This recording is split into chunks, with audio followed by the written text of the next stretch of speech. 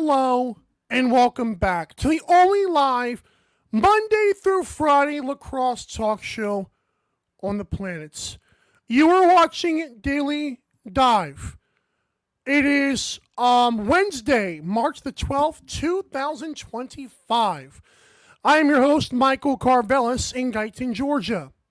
We are live on 12 on Sports via YouTube, Roku, and Fire TV.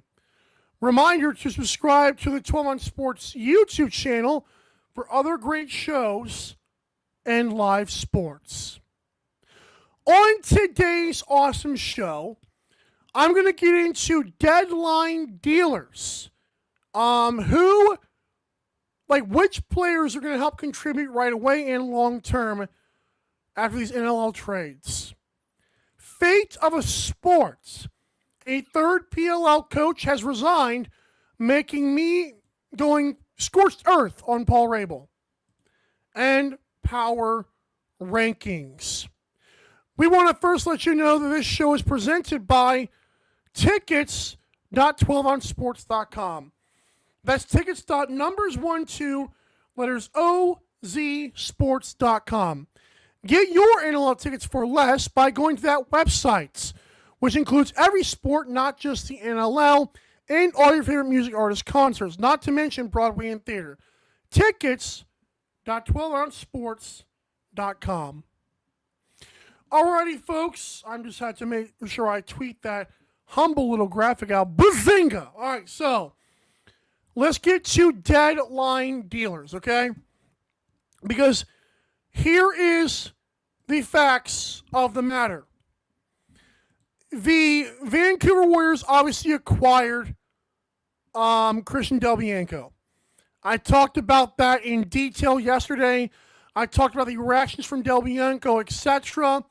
So I'm going to now get into the other deals of this thing and maybe touch on that one thing again. My first one is that the rich got richer. I don't know how the Buffalo Bandits keep acquiring players that are pretty stinking good, but they do. They were somehow able to flip Kyle Matisse to their team. Kyle Matisse and Ron John, by the way. Kyle Matisse is a player where it's like you don't need him, but son of a gun, he might come in and surprise a team and drop a hat trick in the playoffs. Like, that's the kind of player Kyle Matisse is right now. Kyle Matisse, to be fair, is currently, he's 35 years old, but again, it's one of those guys where it's like you don't need him. It's what I refer to as like luxury pieces. Like on the halftime interview, on my halftime guest spot with Cody Jansen in Georgia as the Rush came in and beat the Swarm, I was talking to Cody, and Cody asked me, what do the Rush need at the trade deadline? I'm like, they don't need anything, but they might need a luxury offensive piece. Kyle Matisse is the player that I'm talking about. A guy where it's like, wow, he is, it's unfair that you have him, especially if you're the Buffalo Bandits. But that's what I'm talking about with that kind of thing. Now, shot in the arm, maybe? The Ottawa Black Bears acquired Sam LaRue. Now, granted, they did give up a Kyle Matisse, but clearly, if we're a team that is technically trying to paint the picture that they're win now, obviously Zach Higgins and Jeff Teat help accelerate that process and conversation. For a team that says that, they sure didn't mind dumping off Matisse. Sam LaRue is a player where I've said it multiple times now. I'll say it again for like the third day in a row. He's a player that Buffalo kept on the roster as a healthy scratch, but you have to part of you just wonders, is Sam LaRue the next Connor Fields? Like, there's no evidence that could happen. Maybe he was great in college. I don't know the Sam LaRue highlight reels. And that's when, as a fan who tries to do as much as I can't dabble in the Sam LaRue tape. And I might be dead wrong about he might have been awesome in college. My point is, he was good enough to keep on the roster. And for Sam LaRue to now be with Ottawa, is Sam going to be unlocked? And if he is, how much does he have to give for the team? Because I believe Sam LaRue is actually playing some games this year too.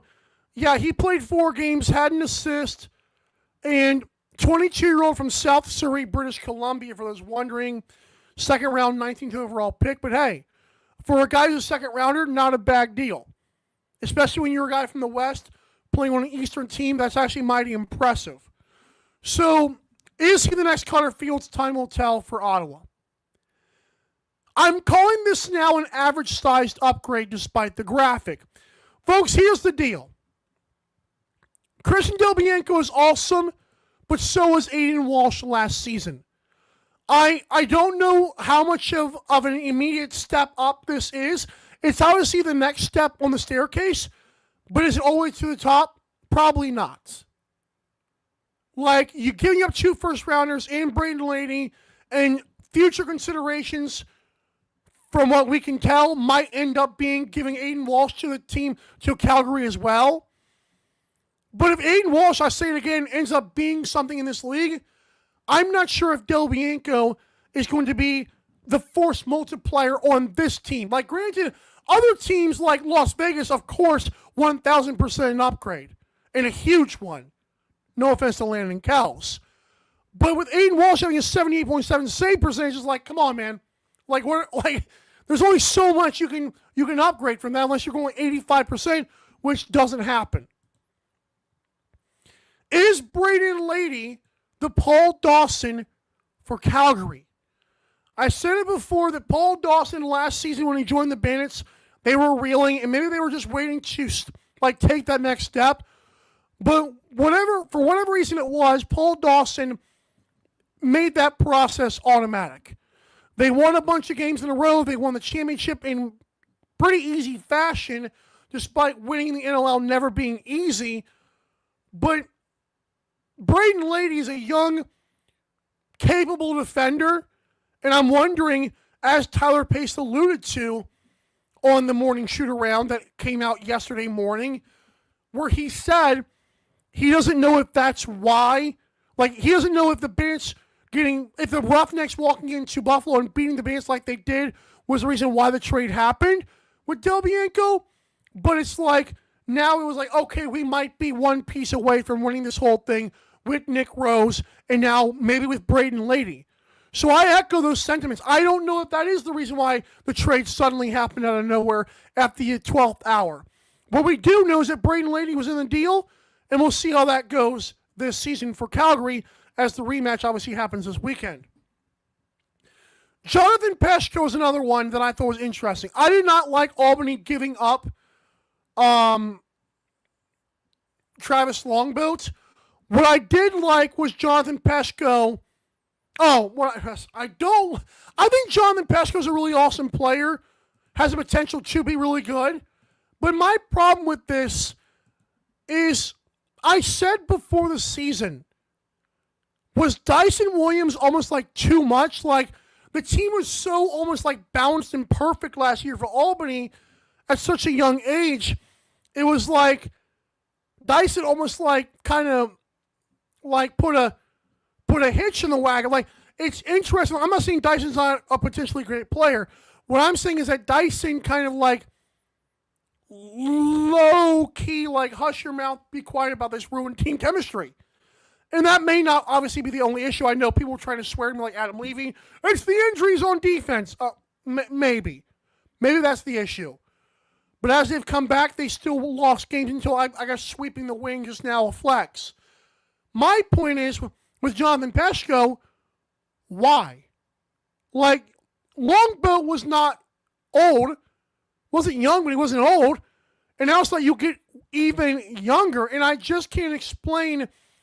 Like, is the plan to keep Simmons, Kurtz, Dyson, Peshko, etc.? At some point, Dougie's going to want to win now. And it's funny as like Doug Jameson becomes the elder statesman of the group more and more. I do wonder if Doug Jameson gets impatient and doesn't extend with the Firewolves one of these days. I forget / don't know when his contract is up, but it's conversation to be had. Like, is Doug Jameson going to get tired of like, okay, how many young guys are we going to bring in until we don't repeat the success of last season? We'll see. Like I said, sweeping the wings meant something 5 weeks ago. it doesn't mean much anymore after what they've looked like since then. Alrighty, there's deadline dealers. Who in your opinion won the trade deadline? Let me know on social media, Daily Dive LAX, or of course, comment live here on YouTube. We come back to this awesome show. Hunter Smith says, "What's up? Pigeons have what Dusty takes does Mike have now?" Well, you should have joined the show earlier, sir. Well, if hopefully Hunter Smith, I'm not saying this like this, but hopefully he doesn't like the PLL. Because I, for one, am still, I don't like it more and more as the days progress. And I'm going to break down and absolutely roast Paul Rabel in the next segment. Because another prestigious coach stepped down. Interesting. Praying on the down. We'll be right back. Don't go anywhere. Daily Dive will be right back.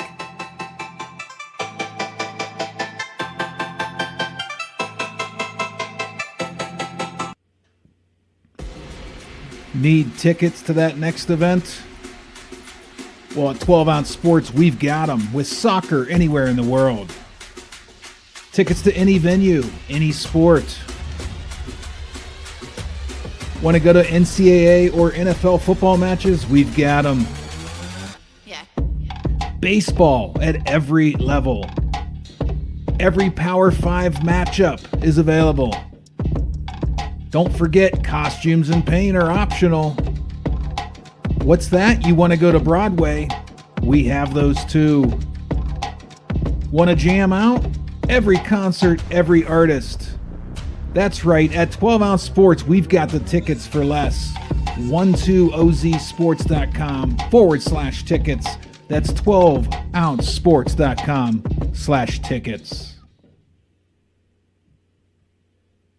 Welcome to MyBookie. You're ready to create an account and start making money, and we're here to help. And remember, you can get a bonus of up to $1,000 on your first deposit. Now you're ready to bet. Just go to mybookie.ag, visit the sportsbook, click on your bet, and input the amount you want to risk or win in the bet slip. Yes, it's that easy. Just remember, at MyBookie, you play, you win, you get paid. America, get back on track with Dust Pod's Performance Stabilizer. When applied to roadways, it kills dust and strengthens the integrity of the road. Easily applied by mixing with water, Dust Pods is the future in polymer stabilization.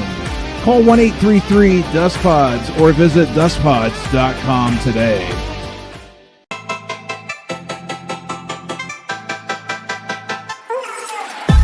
Daily Dive is back in 5, 4, 3, 2, 1. So, I feel like that commercial break was very awkward. I don't know why, but I feel like the MyBookie ad was just off. I feel like when it counted down, it looked stupid. It could also be my internet crapping its pants again, but I don't know. That was very weird. All right, give me a thumbs up. Was that good, Leroy? Thumbs up, thumbs down. Was that a good commercial? Or was it kind of weird? He won't tell me. That's fine. All right, so folks, here's the deal. It's my fault then. Okay, so Spotify is where we're at if you want the audio-only podcast version of this show. And big news, I finally updated the last 4 episodes, which includes Leroy and Captain's episode, which is, again, it was unfair that I kept that going. Just absolutely. They got 100-plus views on YouTube, thank God, but could have had more on Spotify, and I let them down. That's unfortunate. Okay, let me, before I get to this next segment, I want to make something very clear.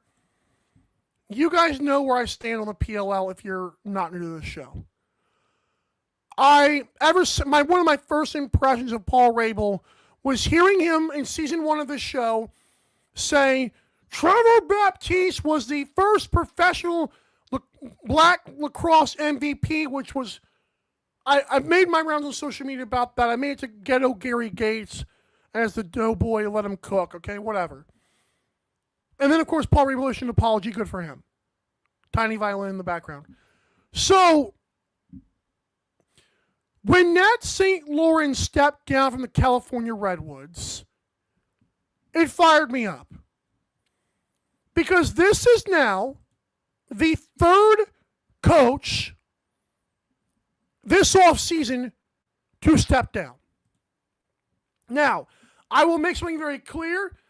Most of the comments are like, if they're not wondering what the heck's going on, they were saying that he's a really nice guy, which is good to hear.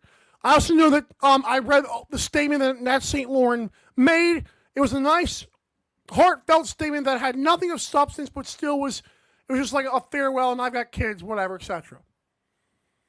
So, in the same breath, the PLL, to, I think, save face, literally in the exact same post they announced this, they announced Joe Spallina as the new GM of the California Redwoods. I'm like, okay.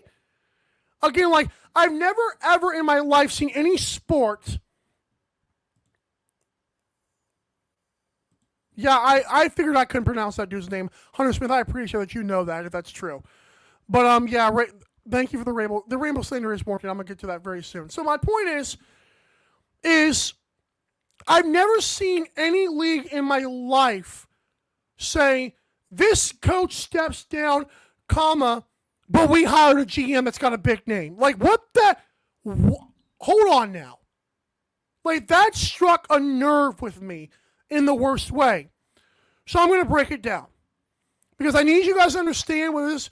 I'm about to go scorched earth, and it starts now. Did you know that Paul Rabel? Well, here's the good things. Paul Rabel is often called the LeBron. I quote this. LeBron of lacrosse. Wow, that's awesome. Paul Rabel was basically labeled the savior, our Jesus, after a documentary aired called Fate of a Sport. Wow, good. You know that. Listen, I'm gonna give this a thing it deserves. Paul Rabel is the Jesus of lacrosse. Wow, that's mighty impressive. Yes.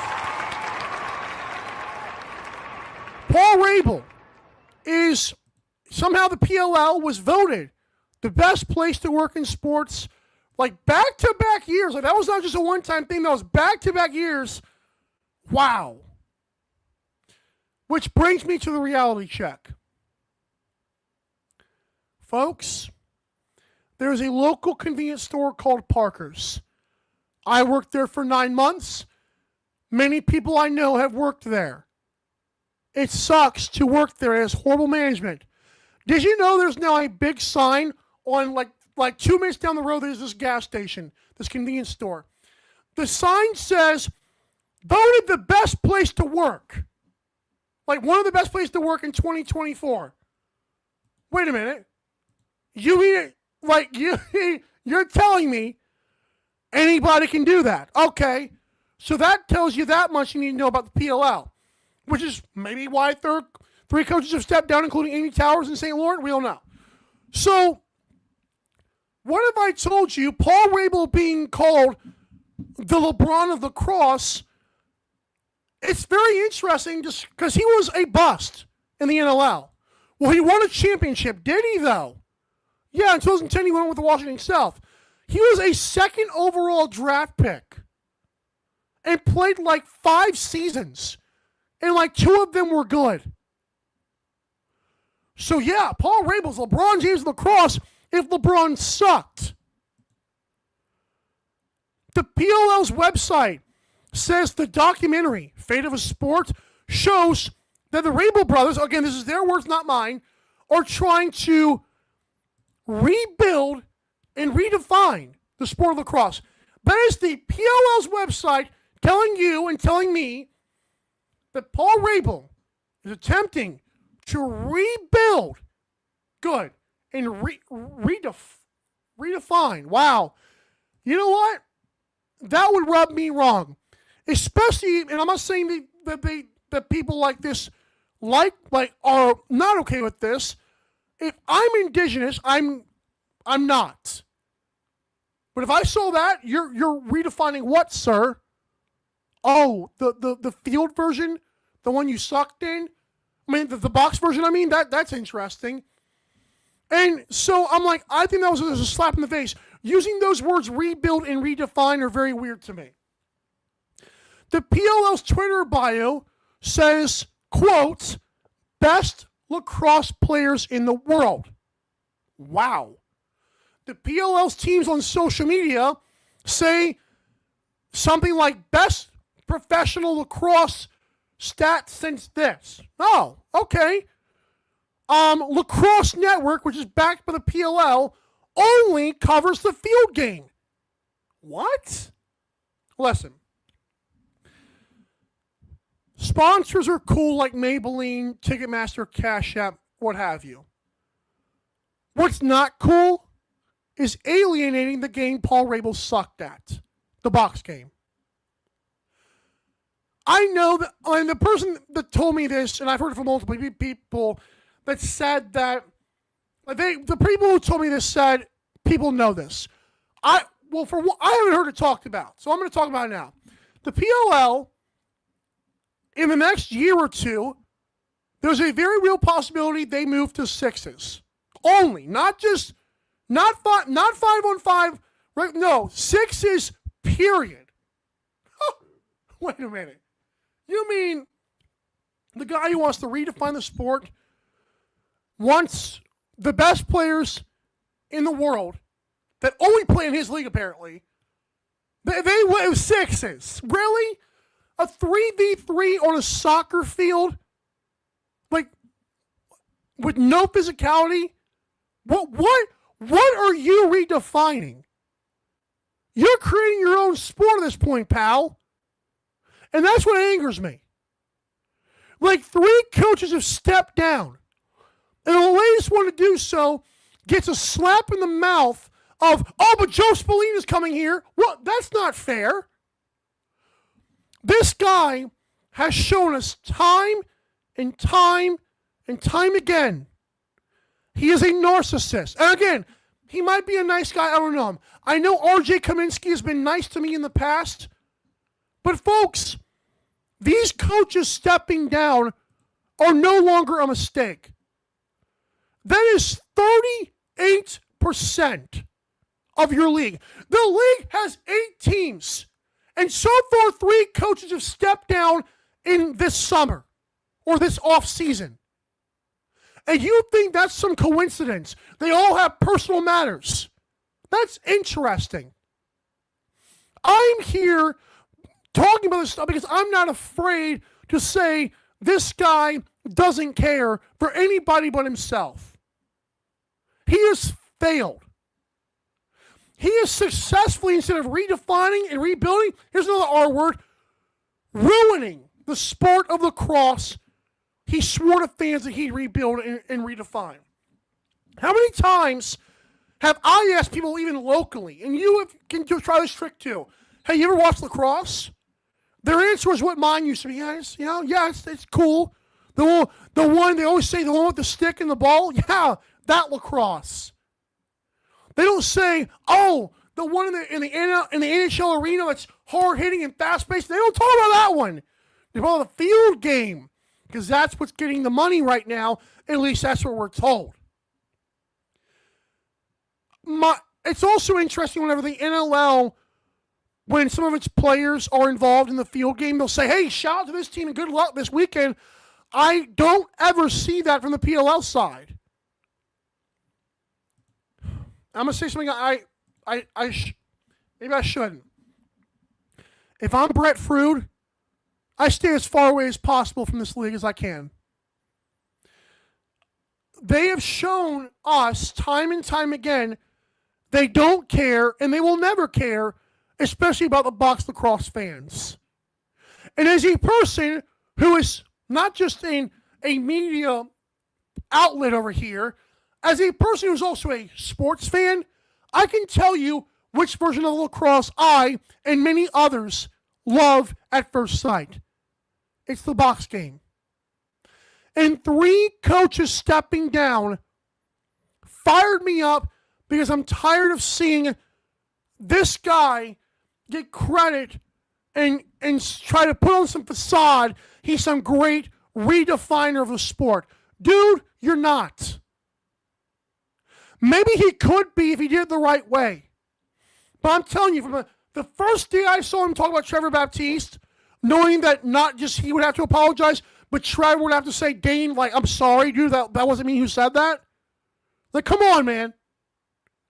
Time and again.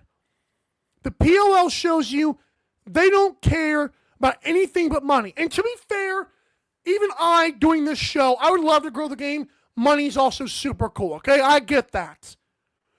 But I refuse to take all these red flags and say, oh, it's going to be fine. It's not. Until we get a chance in the box lacrosse game to show we have to offer on CBS and ABC, I don't want to ever hear from the PLL again. Again, sixes is going to be absolutely insane. I know that's the Olympic side. You know what? That means nothing to me. It means a lot that they're trying to that their game is going to get a global audience. Sixes is not the answer to a lot of modern fans. Look what sports sell. NFL, NBA, and a lot of times the NHL. Major League Baseball was too slow for people after a while. Let that sink in. The adage of NASCAR, even though they've gotten better in the last few years, in my opinion, has been only left turns. If you don't have physicality, you don't have the athletic burst. Come on, man. Guys, a third coach stepping down. I know each guy might have individual circumstances. It's not a mistake. It's not a coincidence. It's now a pattern. It's not worth it to them anymore. I would still like to know what happened with the Andy Tower situation. But I'm tired of lacrosse being held back by a person who swore to me and just swore to everybody he was going to help rebuild it. Dude, it was already trying to be built. Rebuilding is not the way to do that. Continuing and making it better is the way to do it. And that's what I'm frustrated with. Trying to make his own thing. Give me a break. Listen, I love NASCAR, Hunter Smith. I'm just going to get to all these comments because I missed them all, I'm going to be honest. Brad to Chuck, I've actually never seen him comment. Calgary and Buffalo won their trades. Weird to say considering they got the best goalie in the world. And I agree with that. But Vancouver lost, didn't solve the actual problem this year and mortgage some future. I agree with that. Hunter Smith says, St. Laurent was a good coach, but he was like John Gruden, one and done. California should have got Andy Reid's. That's interesting take. Spillini's not a bad pick, but they're better coaches. Yeah, I don't know if Andy Reid's the coach Hunter Smith is thinking of. That's an interesting one. Also, yeah, and Hunter Smith made a good point about the MLL, because one of the first things in the press release was, oh, this former MLL coach, yeah, it doesn't exist anymore. It's funny that the praise we give to the box league is the one that Paul Rabel was actually good in. It's unbelievable. And MJG79 says PLL's on the way out. Listen, and he said, I know someone that would rather watch the NL. I'm going to be honest.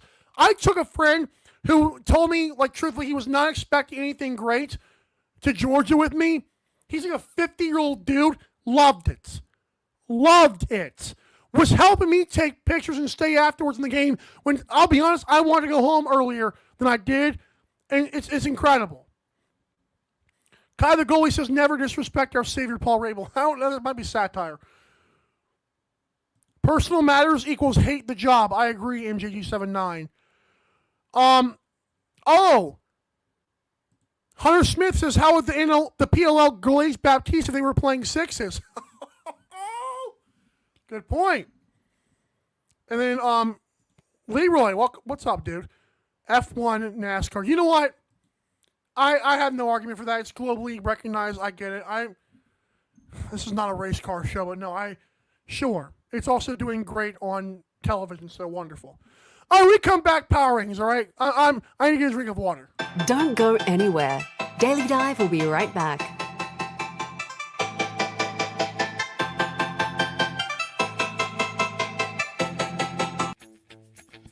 You need tickets to that next event?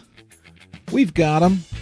That's right, tickets.12ozsports.com. Get you to any sporting event, concert, theater event that you can think of. And the promo code 12OZ or ROME gets you an additional discount.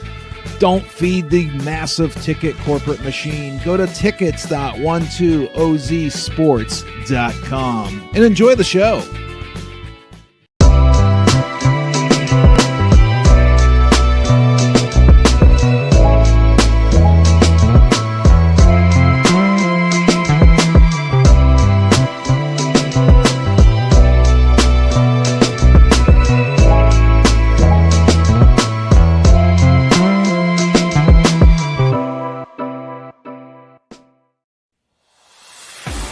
America, get back on track with Dust Pod's Performance Stabilizer. When applied to roadways, it kills dust and strengthens the integrity of the road. Easily applied by mixing with water, Dust Pods is the future in polymer stabilization. Call 1-833-DUST-PODS or visit dustpods.com today.